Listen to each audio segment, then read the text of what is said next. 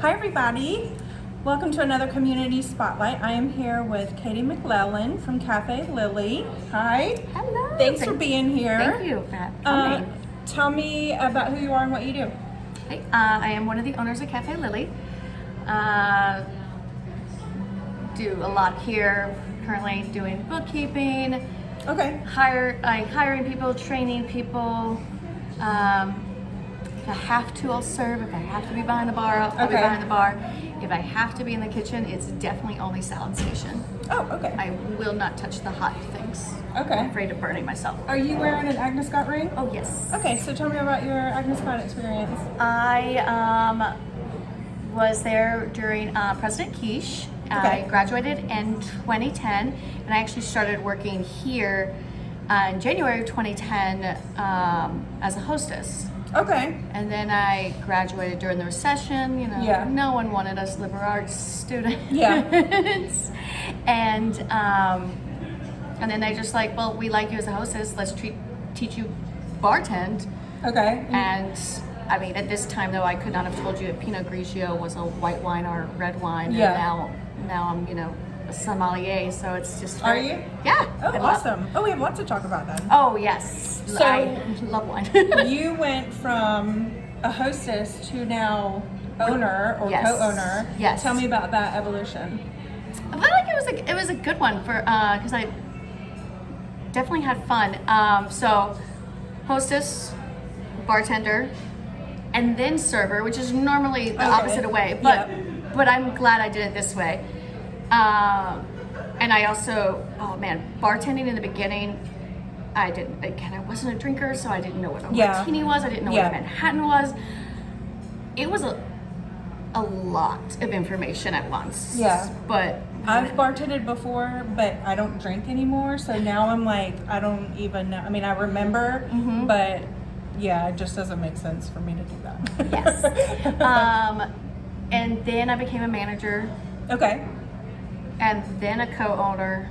And then Anthony, who is the main owner, him and his dad opened this restaurant in 1999. Okay. In the beginning of 2020, he had kind of been burned out and decided to... Was that pre-COVID? Right before COVID. Right before COVID. So that was interesting to do kind of without the person that you'd always worked with to run the restaurant. To here navigate that with. Yeah. But I mean, he definitely still helped when he could and everything, and still does. But it's been an interesting last few years. Yeah. So tell me about what's like your menu is like and what your hours are. So just kind of get through to the nitty gritty first. So the menu is eclectic Mediterranean. It is all of Chef Anthony's recipes. The majority of them are his take on a famous dish. Okay. Like the gambas al ajillo. It's amazing. Like his hummus too. It doesn't rewrite the wheel. It's just good. It's just good. Hummus. Yeah. Our calamari here is not breaded or fried. Oh. It is. It is the cooking process. Heating the pan up. Yeah. Is the longest part of the cooking process. Oh. Yeah, so you make sure that pan is super hot, then they throw it on. Basically, sometimes it goes on fire, and then it comes out to your table, still sizzling. And ooh. Yeah, I know it's. Oh, that's tasty. It's what kind of really sauce good. is that served with? It is in just an olive oil, green onions, and fresh lemon. Nice. Yeah. That sounds great. Oh yeah, and then the scallops here is really good, and it's great for anyone that's a celiac. And then our salmon's really good, and then pichitos, that is our signature dish, and that one is Anthony's actually unique dish. Okay. It's not his take on anything else. And it is lamb tenderloin rubbed in Moroccan spices, white sweet potatoes, green beans, an Italian salsa verde, and manchego cheese. I've never had a white sweet potato before. Sweet potatoes are like my favorite food. Oh, then you'll love it. He actually, the Decatur Farmers Market down the road is what inspired that. He was just buying things and wanting to play, and that's how interesting that one happened. So you guys are open for dinner, lunch and dinner? Yes. We are closed on Mondays. Okay. And that was something that after COVID happened, and to be honest, burnout. It's also, we're such a small restaurant that it is so nice for the staff to have a day. Yeah. That they know they're not going to get called in. Yeah. They can make plans and all this stuff. And also if I need some work done in the restaurant, I can get a handyman to come, and he doesn't have to worry about disrupting service. Yes. Yeah. And then Saturday though is one of those weird ones. We're only open for dinner. Oh, okay. And again, that's also really nice. Do you guys have a brunch on Sundays? We do have a brunch, Yeah. and it is 11 to 3, and we do have bottomless mimosas. And you can, like, the fun thing about our bottomless mimosas too is you can like go from mimosa to Bellini if you want, or start with a Bloody Mary. So that's navigate your way around. yeah, it's fun. You're not Brunch booze. Yeah, you're not stuck with just like Bloody Marys the entire time. So, you've been here for a while. Obviously, the restaurant has been here for a while. Lots of changes. How did you guys navigate going through COVID? I mean, we're 4 years away now. Well, since it started, right? It's I'm just now kind of like seeing things settle because it was definitely a lot. I mean, the biggest thing was coming back to a degree. Because demands had kind of changed. Yeah. Supply chain of like food, like the calamari. Like there was like a whole month I didn't have calamari. It was actually, or I could find it at the Decatur Farmers Market, but our providers didn't have it. Yeah. So tell me about your sommelier experience. It was definitely a struggle in the beginning. Chef Anthony can tell you, and our old manager Alan can tell you. Mm-hmm. It was very stressful for them to try and teach me wine. They would be like, "What do you taste? What do you smell?" Oh yeah. And a Southern girl from Alabama that Are you grew a up. super taster? You know what that is? Like a super palate? I mean, I can pull out a lot of things these days. Okay. But before, I mean, I grew up on Coca-Cola, Yeah. and so Yeah, you had to train your. palate completely. Yeah. I mean, I grew up on Coca-Cola, canned vegetables, fries, chicken, pizza, and so this. Are you from Atlanta? No, Alabama. Okay. So it was quite the. I learned a lot about food and a lot about alcohol here. Yeah. So it was a real struggle for them to teach me wine, and then all of a sudden they started doing compare and contrast. Okay. And that is what all of a sudden my knowledge just Opened jumped up. Yeah. So in the beginning, I think if someone is really struggling with differentiating between varietals or that type of thing, two completely different varietals. Pinot Noir, Cabernet. Taste them side by side. Yeah. Then you can easily see, oh, this one is a lot lighter. Oh, this one has tannins. Oh, this one is. You can really see, and then you can go to possibly two cabs from the same region, just different winemakers, or even different vintages, and seeing the difference. But I definitely recommend, if you're trying to increase your palate, doing compare and contrast. Okay. So did you do a program? I did. Did you have to I did 2 programs. How long does that take? Because I know it's like really intensive. So I took them actually a long time ago. And they were like Sundays, and I did WSET. Oh. So Wine Spirits Education Trust or something like that. Okay. Yeah. Okay. And it was really interesting. Really interesting. Like the first one is very, very basic, and then the second one, you learned a lot, and it was so much geography. Yeah. So much geography. Wow. Yeah. Which is really nice, because but after the second one, you can, for the most part, unless there's anything really crazy about a wine, if someone tells you this is the varietal, this is where it's from, you can say 3 characteristics about that wine without even tasting it. Oh, okay. Okay.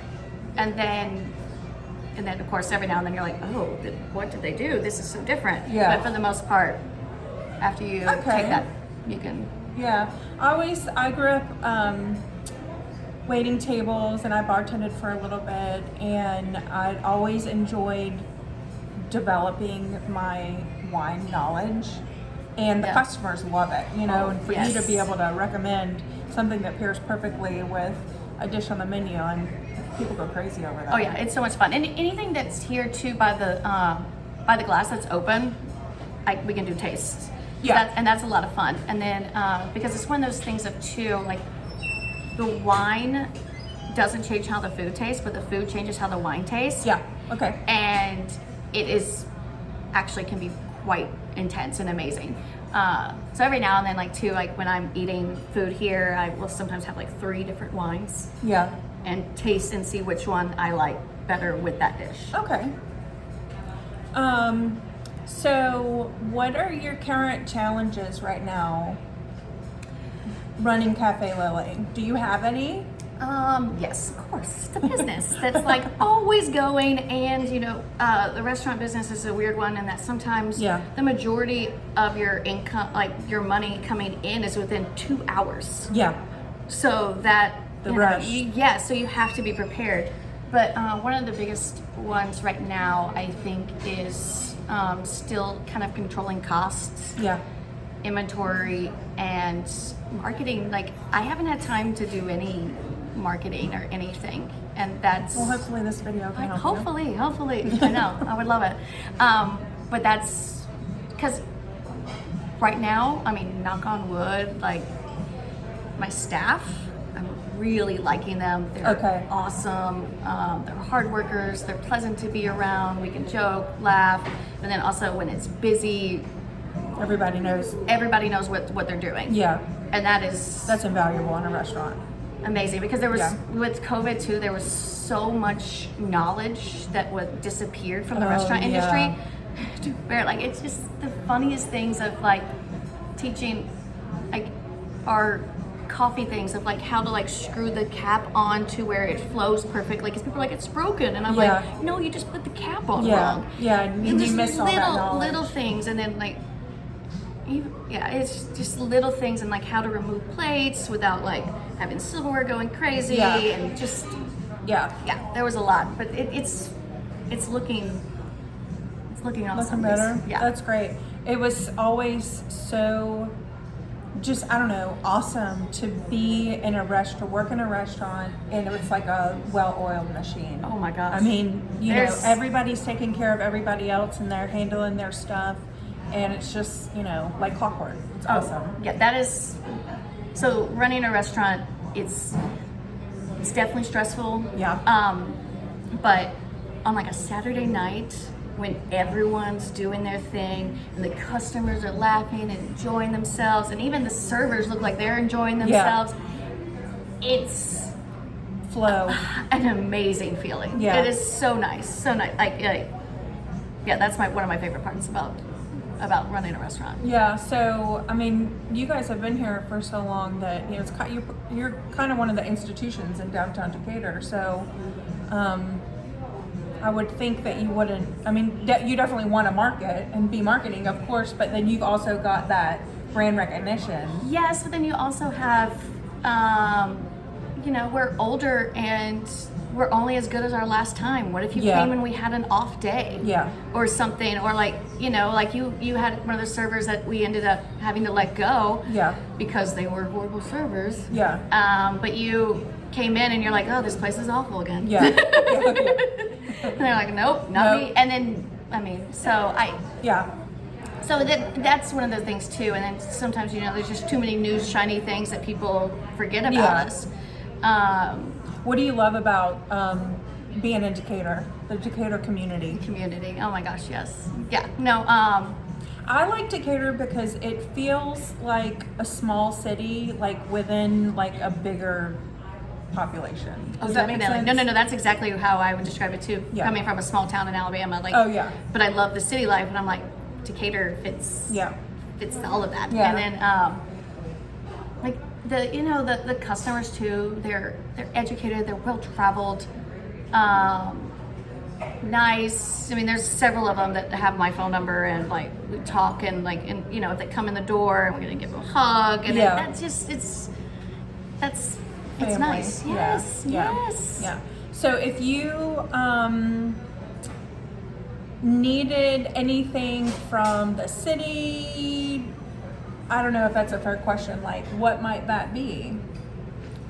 I mean, the city does a really good job. Like Shirley Bayless, like whenever I have a question or anything, or any type of event coming, is really nice. Like she's like sending us things with grants and stuff, and I'm trying to find the time to do it because I'm like, I would have never found that. Yeah. And then I also feel bad of like, Katie, find the time to do it. This person just sent it to you. Yeah. Like you didn't even have to find. So that's really nice. And I've heard that from other people that I've interviewed, is that how the city is run and the government offices is very polished, and there's a lot of outreach and just a lot of support, which I mean, definitely, that's how it should be, right? Yeah, definitely. Yeah. Yes, and like, yeah, no, I wish I also had more time to give back to them to a degree. Because are you part of the Decatur Business Association?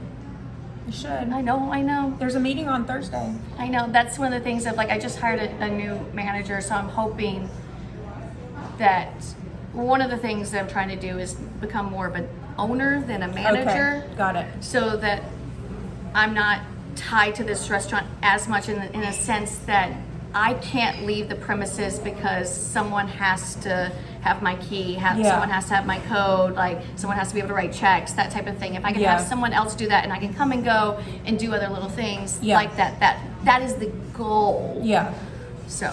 Well, it sounds like from our conversation that you are well on your way to do that. I mean, you sound great. You're very smart. You're educated and knowledgeable, and you've got a passion for Cafe Lily. Yes, I do. What's the address here? 308 West Ponce de Leon Avenue. Do you guys have social media profiles? We do. What are they? Cafe Lily. I think the Instagram one is like _ Cafe Lily. Okay. But yeah, you can find them. Mainly Instagram. I think is what we mainly do. But I think Instagram and Facebook talk to each other. Yeah, they do. So we had the address. What's a phone number for the restaurant? 404-371-9119. Okay, awesome. Is there anything else you want to share with our listeners?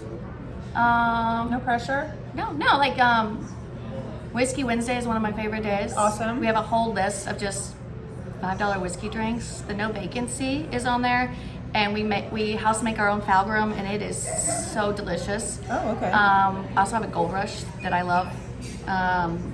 We have really good wine, cocktails, the food's great. Yeah. And then also we are here to for y'all to have a good time and experience. So if for some reason, like say your salmon is too rare or something like that, just let us know. Yeah. Let me fix it. Yeah. I would love to fix it. I want to fix it. I want if like the old fashioned is too sweet for you or not sweet enough, just let us know. We're like not gonna judge you for being like, hi, excuse me. No, we want you to have a good time. We want you to like relax. I want this to be a place where, you know, if your parents are in town or your kids are in town, this is where you take them because you feel at home. If you've had a bad day at work, this is where you want to go. If you've had a great day at work and you want to celebrate, this is where sit on the patio and have a glass of wine or whiskey. Exactly, like that's what I want. Because also, we all like what we do. Like the kitchen, they have their passion. They want you to enjoy everything. They want so. Let us take care of you, and help us help you. Yes, and then also too, when you become a regular, we'll just know. We'll be like, oh, that person doesn't like that cheese. Yeah. Don't put that cheese on their bread. Awesome. So. Well, thank you so much for the conversation. It's been really great talking with you, and I'm looking forward to my salad that I'm going to eat here as soon as I hit stop video. And we'll talk to you guys next time. Bye. Thank you.